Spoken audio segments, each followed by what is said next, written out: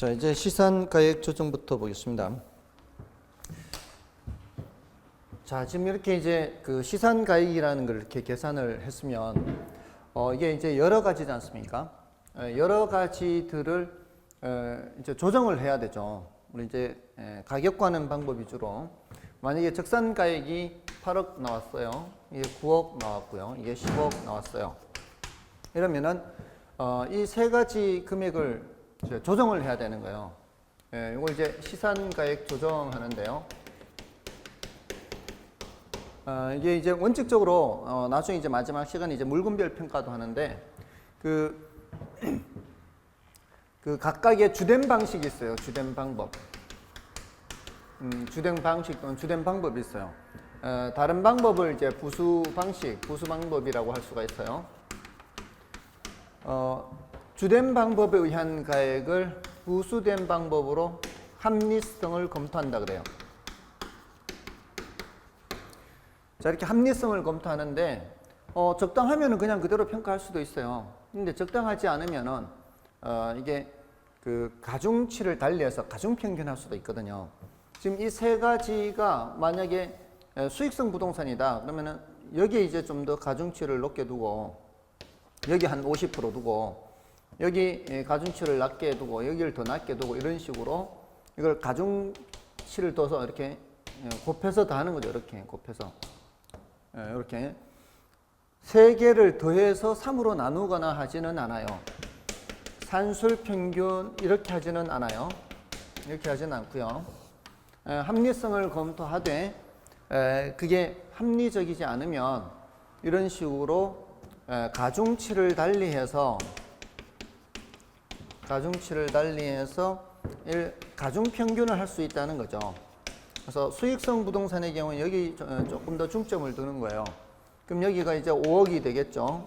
10억 곱하기 0.5 하면은 3, 9, 21, 2.7억이 되겠죠.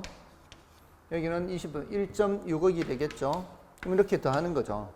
그러면 여기가 4.3, 9.3억 이렇게 되는 거죠. 그러니까 어떤 한 과목의 한 방법에 의한 시상가액을 그대로 결정할 수도 있어요. 그대로 결정할 수도 있는데 다른 것들에 의해서 좀 지지가 되지 못해요. 지지가 되지 못하면은 그럼 그때는 이제 과대평가가 될 수 있으니까 조금은 이제 낮추어서 평가를 하는 거죠. 대신 상업용 부동산이라면 여기에 이제 더 비중을 높게 두는 거죠. 자, 이런 식으로 하는 거를 시산가액 조정 그래요. 시산가액 조정. 그래서 우리 교재에서 보시면은 시산가액에 조정해서 괄호 1번을 보시면 되죠. 시산가액 그 밑에 위에 있는 3방식 병용은 여러분이 보시고요. 465쪽의 맨 밑에 괄호 1번 의의를 보시면 시산가액 조정이란 3방식을 적용하여 구한 시산가액을 상호 관련시켜 재검토함으로써 시산가액 상호 간의 격차를 축소시켜 감정평가액을 결정하는 것을 말해요. 그래서 그 결정할 때는 시산가액 조정 방법 있죠. 자, 조정 방법은 그 동그라미 1번을 보시면은 감정평가업자는 대상 물건별로 정한 감정평가 방법, 주된 방법이라고 되어 있죠. 주된 방법을 적용하여 감정평가해야 한다. 다만 주된 방법을 적용하는 것이 곤란하거나 부적절한 경우에는 다른 감정평가 방법을 적용할 수가 있죠. 자, 그런데 그 이제 3번으로 가보세요. 동그라미 3번에 감정평가업자는 그 2번에 따른 검토 결과 1번에 따라 산출한 시산가액의 합리성이 없다고 판단된 경우에는, 그러니까 합리성을 검토해요. 이렇게 합리성을 검토하는데 합리성이 없다고 판단되는 경우에는 주된 방법 및 다른 감정평가 방법으로 산출한 시산가액을 조정하여 감정평가액을 결정할 수가 있다는 거죠. 일단 합리성 검토하되 그게 합리성이 없다라고 판단이 되면은 이렇게 가중치를 달리해서 감정평가를 할 수 있습니다. 그러니까 조정을 하는 거죠. 그렇게 하면 되고요. 자, 이제 본론으로 들어가서 이제 원가 방식, 여기 원가 방식의 적산가액 구하는 거를 이제 보겠습니다. 자, 이제 467쪽인가요? 원가 방식. 자, 이제 적산가액부터 들어가겠습니다. 자, 원가 방식은 이제 이렇게 두 가지가 있죠. 원가 방식은 원가법과 적산법 이렇게. 자, 일단 원가법은 의의를 보시면은 원가법은 대상 물건의 재조달 원가에 감가 수정을 하여 대상 물건의 가액을 산정하는 방법을 말한다. 이렇게 돼 있죠. 자, 그 문장은 밑에 산식을 문장으로 표현한 거예요. 그 밑에 산식을 보세요. 산식이 뭐라고 돼 있어요? 적산 가액은 재조달 원가 빼기 감가 수정액, 괄호 속에 감가 누계액 이렇게 돼 있죠. 이게 재조달 원가에서 감가 수정을 하는 거죠. 그래서 가액을 산정하는데 무슨 가액이다? 적산 가액이다. 이렇게. 그러니까 재조달 원가에 뭐를 하여? 감가 수정을 하여. 이렇게 감가 수정. 그래서 이 감가 수정하는 금액을 감가 수정액, 이걸 이제 감가 누계액 이렇게도 이제 표현을 하는 거죠. 자, 여기서 일단 재조달 원가가 뭔지 여기에 대해서 이제 이론 정리를 해야 되고요. 감가 수정에 대해서 이론 정리를 해야 돼요. 이게 좀 더 중요해요. 분량도 좀 더 많고요. 여기에 이제 조금 분량은 적습니다. 자, 그게 이제 밑에 그 적용 대상하고 장단점 있죠. 자, 요거는 일단 좀 중요도가 낮아요. 중요도가 낮으니까 바로 넘어가셔서 재조달 원가 보시면 돼요. 재조달 원가. 자, 이 재조달 원가에 대해서 세 가지를 정리를 해야 돼요. 재조달 원가가 뭐예요? 뜻을 이제 정리해야 되고요. 두 번째는 종류.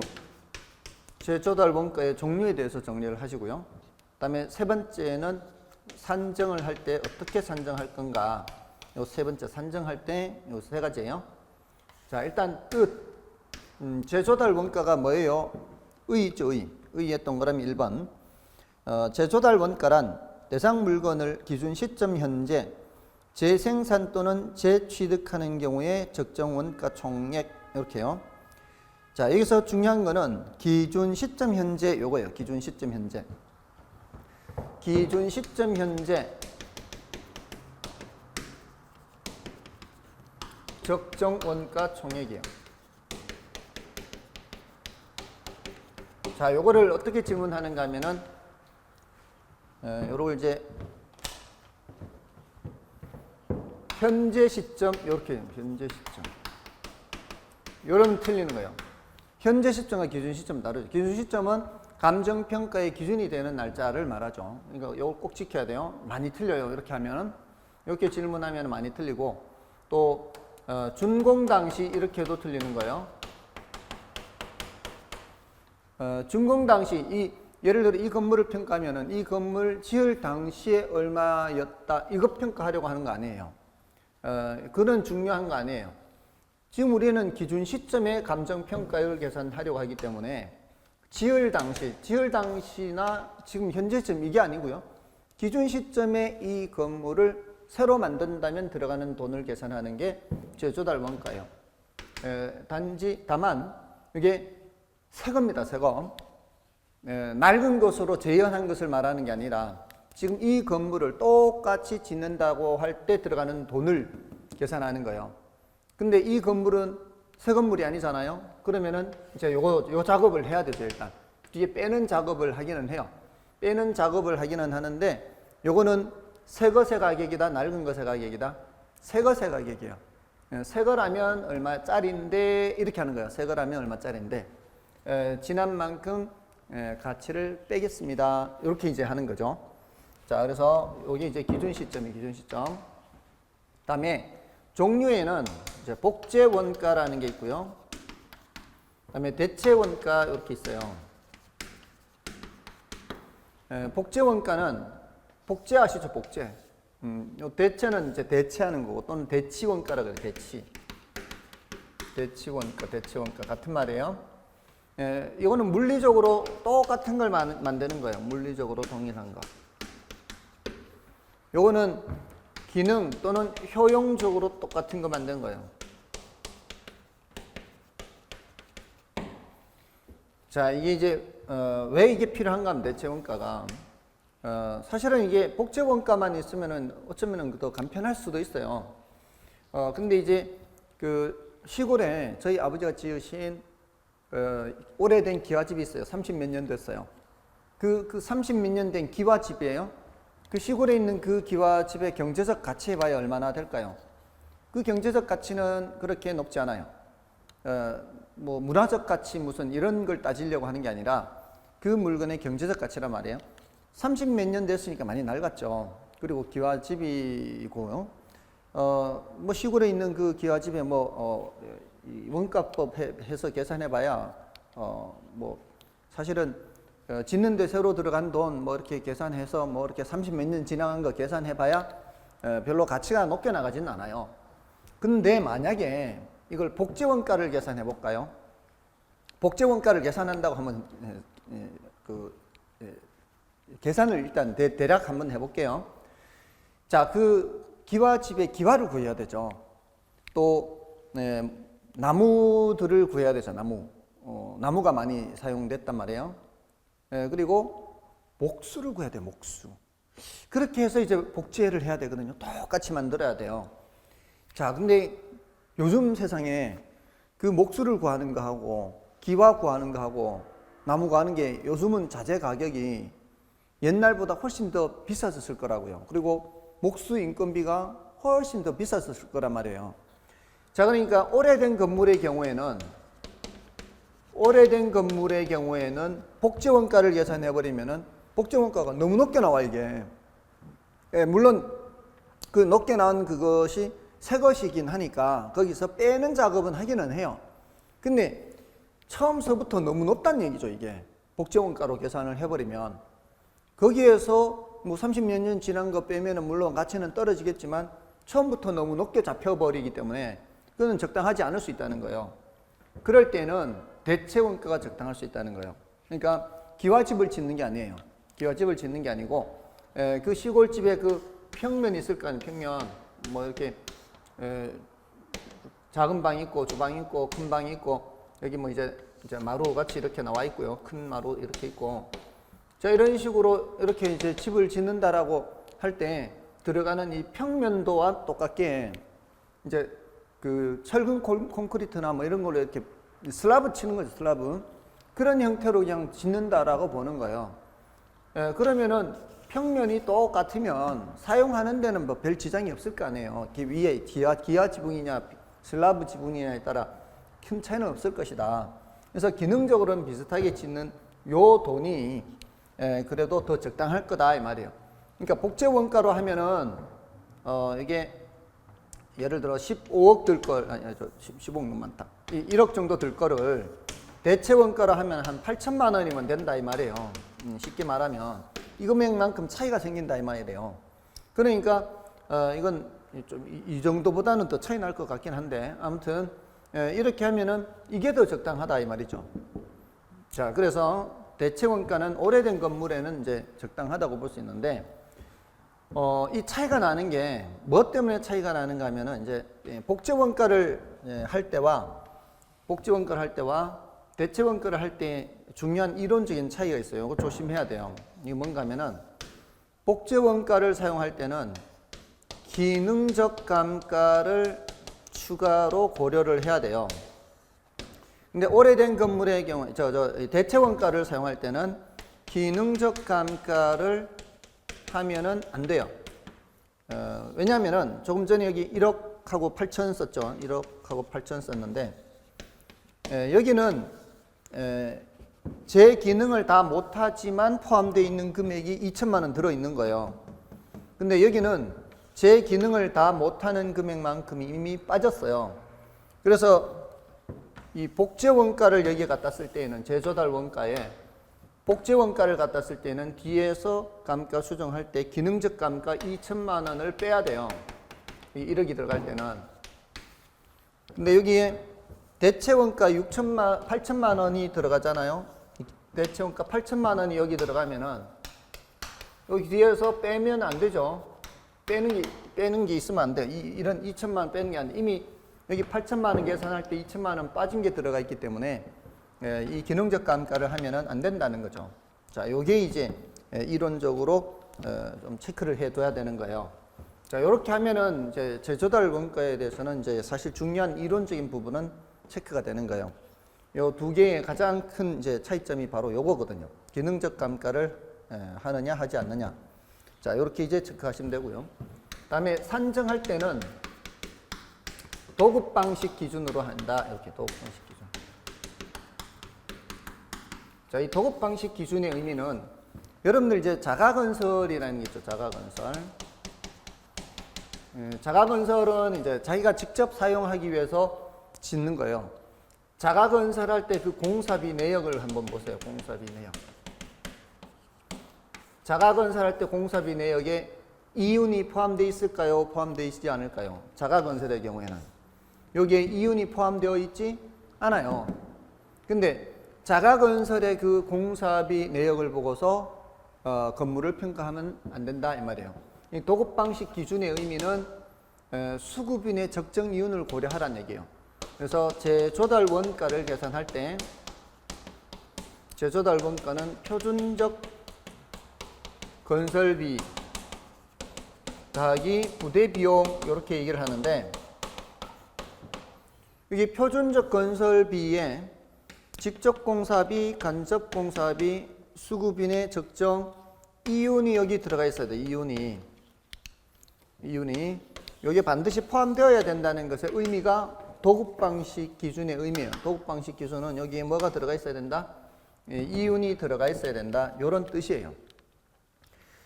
지금 여기에 이제 또 이제 오해를 하지 마셔야 되는 게, 이 원가라는 단어에 이제 오해를 하시면 안 돼요. 이거는 이제 그 시험에서 질문하는 건 아니지만 오해를 하지 마시라는 거예요. 보통 우리 원가 하면은 사람들이 뭘 생각하는가 하면은 직접 재료비만 생각해요. 직접 재료비. 이런 직접 재료비만 생각하면 안 된다 이 말이에요. 그러니까 글자는 원가라는 단어로 같지만 여러분들이 평소에 말하는 원가하고는 이제 달리 생각해야 된다 이 말이에요. 보통 사람들이 원가를 이렇게 많이 생각해요. 그거 원가 얼마 되지도 않는데 비싸게 받는다 이렇게 하잖아요. 근데 그때 사람들이 대부분 말하는 게 직접 재료비 정도밖에 생각을 안 해요. 근데 우리가 말하는 여기 재조달 원가에서 말하는 원가는 그게 아니에요. 우리가 그 건물을 예를 들어 전원주택을 짓는다 하잖아요. 전원주택을 짓는데 원가가 얼마 들어갔느냐 할 때 그 원가를 얘기할 때는 그 재조달 원가를 이렇게 이제 생각해야 돼요. 건축업자한테 주는 돈이 이거예요. 건축업자한테 주는 돈. 그러니까 건축업자한테 주는 돈이 표준적 건설비예요. 그럼 건축업자는 이 돈 받아가지고 내 집 짓는 데 들어가는 자재, 내 집 짓는 데 필요한 사람, 인력, 이걸 직접 공사비라 그래요. 직접 공사비. 그리고 이거 간접 공사비는 뭔가 하면은 그 건축업자가 사무실 운영해야 될 거 아니에요. 그 사무실 운영하는데 직원 월급도 줘야 되고 사무실 임대료도 나가고 할 거 아니에요. 그러면은 그 사무실 운영비가 간접 공사비예요. 간접 공사비. 이런 것도 다 포함되어 있는 거예요. 자기 사무실 운영하고 직원 월급 주는 것도 내가 준 돈에서 다 지불하는 거예요. 물론 다른 사업도 하겠지만, 다른 건물도 짓겠지만 그런 돈이 다 간접 공사비가 되는 거예요. 그리고 건축업자가 먹고 살아야 될 거 아니에요. 건축업자의 이윤도 내가 주는 돈에서 다 충당이 되는 거예요. 자, 그러면은 내가 건축업자한테 주는 돈만 필요한가? 더 없어도 되느냐? 그렇지 않다는 거예요. 돈이 더 있어야 돼요. 건축업자한테 이제 지어달라고 하면은 설계도를 넘겨줘야 돼요. 설계비 내가 또 따로 부담해야 돼요. 또 잘 짓고 있는지 그렇지 않는지 감리해야 돼요. 건축업자가 감리 스스로 안 하잖아요. 감리를 따로 해야 되죠. 감리비. 그리고 나중에 다 지었다고 열쇠 넘겨주면은, 그러면은 내가 그대로 쓸 수 있나요? 그렇지 않아요. 취득세, 등록세 내야 돼요. 이런 추가적인 부대 비용들이 발생해요. 그러니까 내가 건축업자한테 주는 돈 말고도 추가적으로 발생해요. 자, 이거 항목을 외울 필요는 없어요. 부대 비용은 항목을 외울 필요는 없지만, 이게 건축업자한테 주는 돈 말고도 더 있어야 되는구나. 그걸 다 합해서 내가 사용할 수 있을 때까지 발생한 모든 돈을 원가라 하는구나. 이렇게 해야 돼요. 내가 정상적으로 사용할 수 있을 때까지 발생한 모든 돈이 여기 원가 안에 들어와 있는 거예요. 그러니까 원가란 단어를 오해하지 마시라 이 말이에요. 재조달 원가는 정상적으로 사용할 수 있을 때까지 발생한 모든 돈이다. 그리고 새것 가격이다. 새것. 새로 만들 때 들어간 가격이다. 언제 가격이다? 기준 시점 가격이다. 이렇게. 자, 기준 시점. 자, 그래서 이걸 계산을 했다면, 자, 1번, 2번, 3번 다 했어, 이제. 1번, 2번, 3번 다 했으면 이제 뭘 해야 되는 거예요? 감가 수정이라는 작업을 해야 되는 거예요. 자, 그래서 교재에서 좀 체크를 해볼게요. 네, 교재에서 재조달 원가의 의, 자 이제 의의 동그라미 1번 요거는 열어보시고요. 그다음에 괄호 2번에 종류 있죠. 예, 종류에서는 복제원가, 대체원가 이렇게 하고 있죠. 또는 대치원가 하는데 복제원가와 대치원가 있고 비교해서 이제 포인트는 나와요. 비교의 기억을 보시면 복제원가는 물리적 측면, 대체원가는 효용적 측면에서 산정한 것이다. 이렇게 물리적, 효용적을 기능적 이렇게도 볼 수 있고요. 그다음에 니은의 복제원가는 신축 부동산, 대체원가는 오래된 부동산을 평가할 때 유용하고요. 그다음에 디귿에 이제 중요한 게 있죠. 재조달 원가를 대체원가로 산정하였을 때에는 감가 수정 시 기능적 감가는 행하지 않는다. 그것은 대체원가에는 기능적 감가가 이미 반영되어 있기 때문이다 이 말이에요. 이중 감가를 하면 안 된다 이 말이에요. 그러나 이 경우에도 물리적 감가와 경제적 감가는 필요해요. 그렇지만 이제 복제원가에서는 기능적 감가를 해야 된다 이 말이에요. 그럼 됐고요. 다음에 이제 산정 기준에서 도급 방식 기준 있죠. 자, 여기서는 밑에 그 공식 있죠. 공식이 재조달 원가는 표준적인 도급 건설비 더하기 통상적인 부대 비용 이렇게 돼 있죠. 그 표준적인 도급 건설비 안에 뭐가 있어야 되는 거예요? 수급인의 적정 이윤이 있어야 돼요. 그 공식 바로 위에 있죠. 수급인의 적정 이윤. 자가 건설일지라도 수급인의 적정 이윤을 고려하라는 얘기예요. 다음에 이제 오른쪽 페이지로 가시면은 표준적인 도급 건설비에 직접 공사비, 간접 공사비, 수급인의 적정 다시 언급되고 있고요. 다음에 동그라미 2번에 통상적인 부대 비용은 항목을 따로 외우려고 하지 마시라고요. 아, 여러 가지가 있구나 이렇게만 하시면 돼요. 다음에 밑에 이제 재조달 원가를 구하는 방법에서 여러 가지 있는데 이거는 여러 가지가 다 중요한 건 아니고요. 동그라미 3번의 단위 비교법 있죠. 이게 제일 많이 써요. 단위 비교법에서 우리 뭐 원룸주택 짓는데 제곱미터당 얼마 들었다, 평당 얼마 들었다, 전원주택 짓는데 뭐 평당 얼마 들었다, 제곱미터당 얼마 들었다 이렇게 하잖아요. 바로 그거고요. 다음에 밑에 변동률 적용법 있죠. 변동률 적용법은 다른 말로 이제 비용지수법 하는데 요거는 우리 시험에 계산 문제로 나올 때 뭐 이렇게 이제 나오기도 해요. 이 변동률을 주면은 예를 들어 옛날에 지을 당시에는 1억 원이 들었는데 지을 당시에 짓고 나서 지금 5년이 경과했는데 5년 동안 매년 5%씩 가격이 올랐다 그러면 1 플러스 0.05, 5%이죠. 5%. 이게 연간 5% 올랐다 그러면 이제 5제곱해서 이렇게 하는 거예요. 요거는 앞에 우리 화폐 시간가치 공부할 때 복리 계산한 거하고 똑같아요. 그런 식으로 하면 되는 거예요. 1 플러스 0.05의 5제곱. 변동률을 줬을 때에는. 또는 이제 비용 지수 하면 이제 뒤에도 또 나오니까 지수법 이게 그 계산 문제 할 때 좀 필요한 거고요. 그 단위 비교법, 변동률 적용법이 있구나. 이런 정도만 체크하고 지나가시면 되겠습니다. 다음에 이제 넘어가셔서 감가 수정을 보겠습니다. 감가 수정. 자, 이제 재조달 원가에 대해서 재조달 원가 뜻, 기준 시점 현재 적정 원가 총액, 그다음에 종류 복제 원가, 대체 원가. 복제 원가는 물리적인 측면, 대체 원가는 기능적인 측면. 그리고 복제 원가일 때는 기능적 감가를 해야 되지만 이 대체 원가는 기능적 감가를 하면 안 된다. 뭐 이렇게. 그리고 산정할 때는 도급 방식 기준에서 자가건설일지라도 수급인의 적정 이윤을 고려해라. 이렇게 세 가지 체크했어요. 다음에 이제 감가 수정이에요. 감가 수정에서도 세 가지예요. 하나는 감가 요인이라는 걸 체크하고요. 또 하나는 감가 수정과 감가 상각을 비교하는 게 있어요. 그 다음에 이제 감가 수정 방법이에요. 감가 수정 방법. 이게 감가 수정 방법이 시험에 제일 많이 나와요. 이게 제일 많이 나와요. 그다음에 이제 그다음에 조심해야 되는 건 요거고요. 그다음에 이건 뭐 좀 비슷하다고 볼 수 있겠네요. 이게 뭐 이게 워낙 지금 이론으로는 출제된 적이 없어서 계속 계산 문제 위주로 출제돼서요. 여기 이제 감가 요인 하면은 물리적 감가, 기능적 감가, 경제적, 물기경해요. 경제적 감가, 이렇게.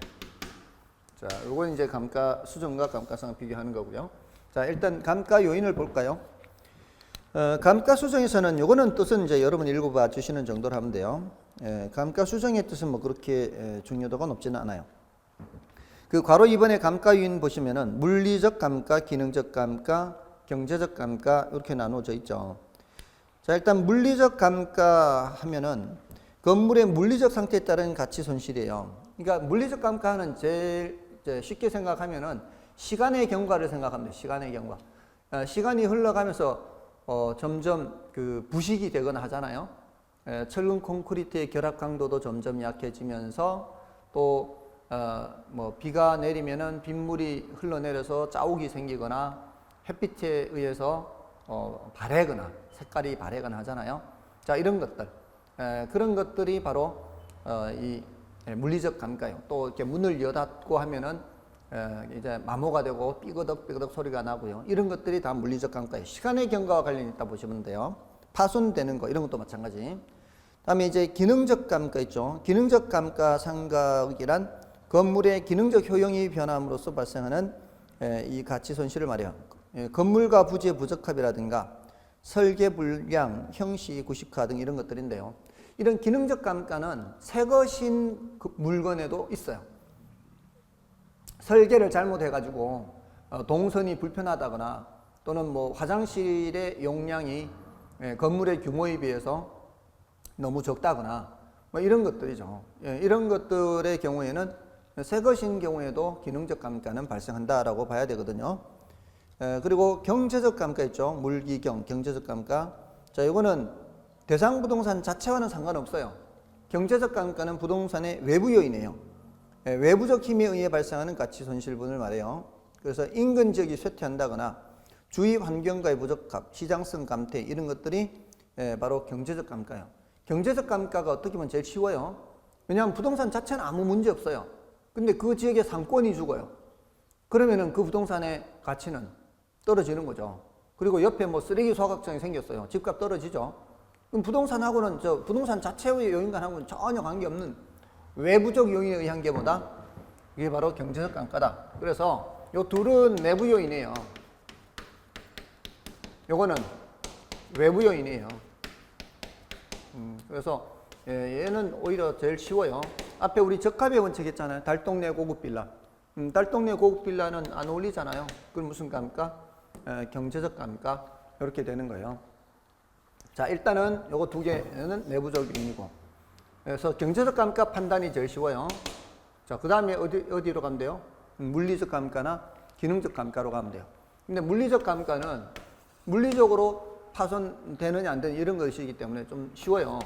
그러니까 요걸 제일 먼저 보고 요게 아니면 물리적 감가인지 아닌지 보고 마지막으로 기능적 감가인지 아닌지 이렇게 보면 돼요. 자, 그래서 물기경 이렇게 하면 되는데 우리 교재에는 법률적 감가도 있죠. 법률적 감가는 별로 중요하지는 않아요. 참고로 알고 계시면 되고요. 그래서 감가 요인에서 밑에 표에 정리가 되어 있습니다. 내부적 요인, 외부적 요인 이렇게 해서 물리적 감가, 기능적 감가는 내부 요인이고요. 경제적 감가는 외부 요인이에요. 그리고 그 관련되는 원칙이 경제적 감가는 적합의 원칙, 기능적 감가는 균형의 원칙. 이건 앞에서 했죠. 근데 물리적 감가는 변동의 원칙과 관계 있어요. 시간의 흐름과 관련되어 있기 때문에. 그리고 그 표의 맨 오른쪽 보세요. 하자에서 치유 가능 및 치유 불가능 이런 거 있죠. 치유 가능 및 치유 불가능. 자, 요거는 이제 내부적 요인은 치유 가능한 것도 있고 치유 불가능한 것도 있다 이런 뜻이에요. 자, 예를 들자면 여러분들 그 건물의 기둥이 지금 속에 철근 콘크리트가 결합 강도가 점점 약해지고 있어요. 자, 이 결합 강도가 처음에는 강했죠. 근데 시간이 자꾸 흘러가서 낡아지면서 어떻게 결합 강도가 약하잖아요. 이거는 시간의 흐름과 관계되죠. 무슨 감가예요? 물리적 감가예요. 물리적 감가. 자, 그런데 그거 말고도 유리창이 파손됐어요. 그러면은 그런 건 무슨 감가? 물리적 감가예요. 근데 유리창이 파손된 거는 치유할 수 있어요, 없어요? 치유할 수 있어요. 근데 기둥이 낡아지는 거는 치유할 수 있어요, 없어요? 치유할 수 없어요. 그러니까 물리적 감가는 치유할 수 있는 것도 있고 치유할 수 없는 것도 있어요. 자, 이렇게 내부 요인은 치유 가능, 치유 불가능 다 나누어져요. 또 기능적 감가도 마찬가지예요. 기능적 감가도 내부 요인에 의한 감가죠. 기능적 감가의 대표적인 것을 제가 많이 예를 드는 게 이 엘리베이터 같은 거예요. 엘리베이터가 건물의 규모에 맞게 이게 적당해야 되거든요. 근데 엘리베이터가 너무 적어요. 대수도 너무 적고 용량도 적고 이러면은 굉장히 불편하죠. 그러면 그게 무슨 감가예요? 기능적 감가예요. 근데 그 엘리베이터의 대수는 괜찮은데 용량이 적어서 사람 몇 명밖에 안 탔는데도 10,000원이라고 더 이상 못 타고 이런 경우에 굉장히 불편하죠. 그럴 때에는 그 엘리베이터의 용량을 늘리면 돼요. 성능이 좋은 걸로. 자, 이럴 때는 치유 가능해요. 성능이 좀 덜 좋은 엘리베이터를 성능이 더 좋은 엘리베이터로 바꿔버리면 그러면은 기능이 개선이 되는 거죠. 그런 경우에는 기능적 감가라 해도 치유할 수가 있어요. 근데 층고가 높은 거 있어요. 층고. 이 건물의 층고가 너무 높아서 냉난방비가 많이 발생하고 막 이런 건물들이 있어요. 근데 층고가 너무 높은 건물을 층을 잘라 다시 붙일 수가 없잖아요. 층고가 높은 거는 다 기능적 감가거든요. 물리적 감가가 아니고 그런데 그런 기능적 감가는 치유할 수가 없거든요. 그래서 물리적 감가나 기능적 감가는 내부적인 요인은 치유할 수 있는 것도 있고 없는 것도 있다. 근데 외부적인 요인, 달동 내 고급 빌라다. 그럼 달동 내 주택을 다 치유할 수는 없어요. 옆에 쓰레기 소각장이 생겨서 집값 떨어졌어요. 옆에 쓰레기 소각장을 내가 없앨 수는 없어요. 이건 치유 불가능해요. 그러니까 외부 요인은 모두 다 뭐다?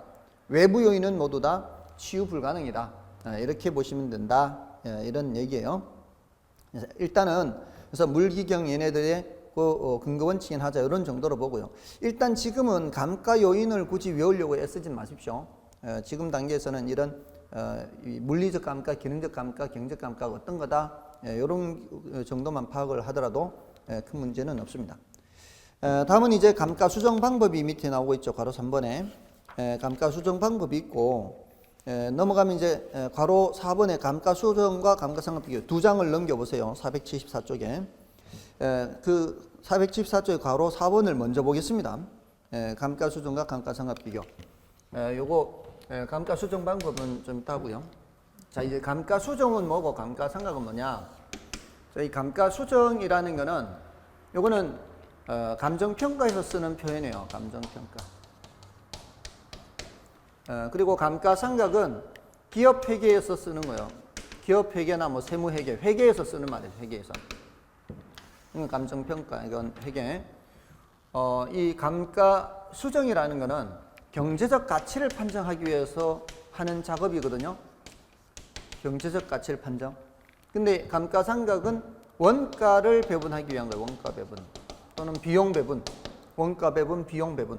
자, 이게 이제 뭔 소린가 하면 내가 이제 1,000,000원짜리 그 인쇄기를 가지고 이제 인쇄업을 해요.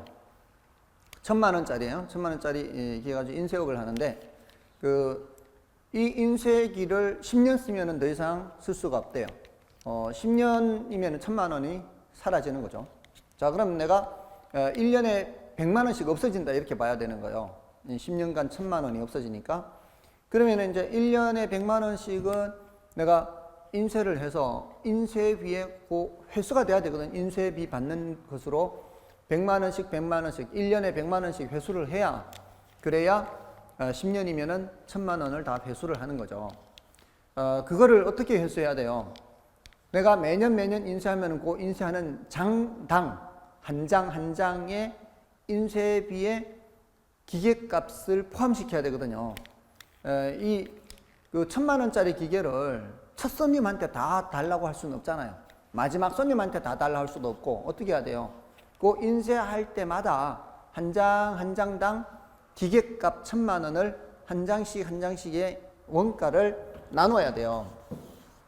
이거 하는 거예요 지금. 그래서 이 1년에 100만원이다. 근데 1년에 인쇄기로 10만 장을 만약에 인쇄를 할 수 있다.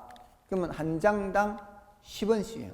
한 장당 10원씩 기계값을 인쇄비에 집어넣어야 되는 거죠. 그러니까 인쇄비가 예를 들어 100원이다. 그러면 거기에 원가가 뭐 종이값 5원, 기계값 10원, 뭐 전기값 3원, 인건값 얼마, 인건비 얼마 이렇게 해서 원가 60원, 그다음에 이윤 40원 해서 인쇄비 100원 이렇게 하는 거죠. 그래서 인쇄비 100원을 받으면 그러면 40원은 이윤이 되고 나머지 60원은 거기에 이제 인건비나 전기값, 인건값, 종이값 하면서 기계값도 10원, 10원씩 회수가 되는 거죠.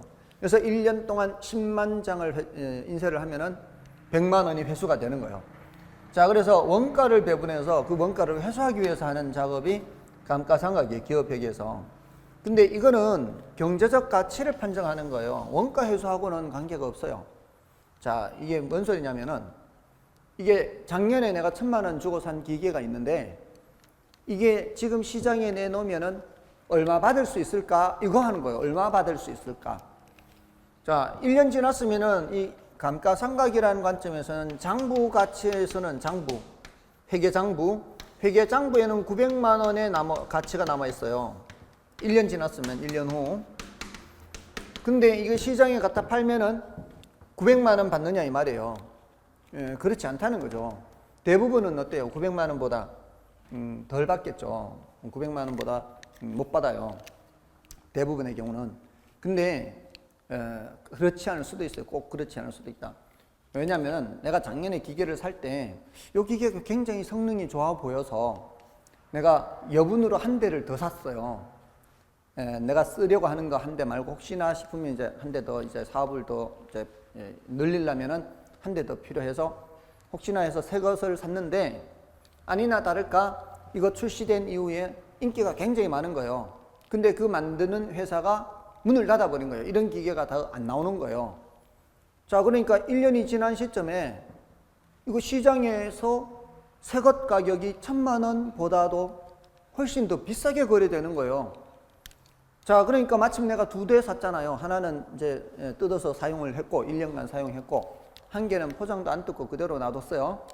근데 1년이 지난 시점에 이제 1,000만 원이 아니고 훨씬 더 비싸다 이 말이에요. 예를 들어 1,300만 원에 거래된다 이 말이에요. 그러니까 내가 포장 안 뜯은 거는 얼마예요 이제? 포장 안 뜯은 거는 이제 1,300이면 팔 수 있다는 얘기예요. 새 거니까. 근데 내가 1년간 쓴 거는 이 말이에요. 1년간 쓴 거는 1,300을 받을 수는 없어요. 1,300을 받을 수는 1년 썼으니까. 근데 어쩌면은 1,000만 원보다 더 비싼 값에 받을 수도 있다 이 말이에요. 뭔 뜻인지 아시겠습니까? 그러니까 작년에 샀는 값이 중요한 게 아니다 이 말이에요. 여기서는 작년에 샀는 값이 중요한 게 아니고 지금 기준 시점 현재 새것 가격이 얼마인지 여기서 경제적 가치를 판정하는 거예요. 그러니까 새거라면 얼마라고요? 새거라면 1,300이에요. 그거는 뭐예요? 제조달 원가예요. 제조달 원가. 그러니까 여기는 제조달 원가에서 출발을 해요. 제조달 원가를 기초를 해요. 근데 여기서는 얼마에서 빼는 거예요? 취득 원가에서 빼는 거예요. 취득 원가에서. 1년이 더 지나도 마찬가지예요. 여기는 1년이 더 지나도 2년 후가 되면 어떻게 돼요? 2년 후가 되면은 800 남아요. 또 100만 원 더 빼서 이제 원가를 배분했으니까. 근데 여기는 어떻게 될까요? 1년이 또 지나면 그때 새것 가격을 또 다시 해야 돼요. 1년 또 지났다고 해서 새것 가격이 1,300인 것은 아니잖아요. 1년 더 지났을 때 새것 가격을 또 계산해야 되는 거예요. 그러니까 2년이 지나면은 그 만약에 포장을 뜯지도 않고 그대로 새것을 놔두는 그 물건이 2년이 지났을 때는 1,400이 될 수도 있고 어쩌면 1,200이 될 수도 있어요. 비슷한 다른 기계를 다른 회사에서 만들어내서 그 물건의 가치가 떨어질 수 있거든요. 그러니까 여기는 항상 제조달 원가를 새로 계산해야 돼요. 근데 여기는 취득 원가를 기초로 계산을 하는 거예요. 됐나요? 자, 여기 이제 꼭 체크를 해야 돼요. 제조달 원가를 기초로 한다. 취득 원가를 기초로 한다. 자, 근데 이제 그 밑에 나머지 사항들이 또 있는데 그걸 이제 교재에서 좀 체크를 해 드릴게요. 자, 교재에서 보시면은 표에 자, 왼쪽이 감가상각이고 오른쪽이 감가수정이죠. 자, 왼쪽의 감가상각은 목적이 원가 배분하는 거죠. 기업회계와 관련해서. 근데 감가수정에서는 물건의 경제적 가치를 판정하는 데 목적이 있어요. 그다음에 그 감가상각은 취득 원가를 기초로 하는데 감가수정은 제조달 원가를 기술한다. 자, 조금 전에 말씀드렸고요. 그다음에 밑에 내용 연수에서는 감가상각 기업 회계에서는 법정 내용 연수를 중시해요. 법정 내용 연수, 법정 연수 이렇게 키포인트 잡으면 돼요. 법정 연수. 감가 수정에서는 경제적 잔존 내용 연수를 중시하는데 경제적 연수 중시 이렇게 경제적 내용 연수 이렇게 하면 돼요. 경제적 내용 연수. 다음에 밑에 세 가지가 있죠. 상각자산, 관찰감가법, 감가 요인 이렇게 있죠. 자, 여기에 지금 감가상각에서는 적용되지 않음 이런 식이에요. 근데 감가수정에는 적용됨, 인정됨, 인정 뭐 이런 식이에요. 그러니까 감가상각에서는 뭔가가 적용이 안 돼요. 감가수정에서는 뭔가가 적용이 돼요. 이렇게 구별하시면 돼요. 자, 그래서 다시 교재에서 보시면 감가상각을 먼저 보세요. 감가상각의 상각자산. 토지에 적용되지 않음 이렇게 돼 있죠. 감가상각에서는 토지에는 적용이 안 돼요. 근데 어디는 적용된다? 감가수정에서는 적용된다. 다음에 관찰감가법. 감가상각에서는 관찰감가법이 인정되지 않죠. 근데 감가수정에서는 관찰감가법이 인정되고요. 자, 요건 이제 감가수정 방법에서 다시 나올 건데요. 또 감가요인에서는 감가상각에서는 물리적 기능적 감가요인만 인정하면서 밑에 가로 속에 경제적 감가요인 인정되지 않음, 인정되지 않음 쪽으로 이제 기억하시면 좋겠죠. 근데 감가수정에서는 뭐가 적용되는 거예요? 경제적 감가가 인정이 되는 거예요. 적용이 되는 거예요. 자, 이렇게 해서 이제 구별을 해주시면 돼요. 자, 이렇게 구별하시고, 다음에 이제 감가수정 방법 있죠. 자, 요거는 다시 앞으로 가시면은 471쪽이죠. 자, 감가수정 방법은 시간을 달리해서 좀 설명드리겠습니다. 좀 시간이 걸리니까 좀 쉬겠습니다.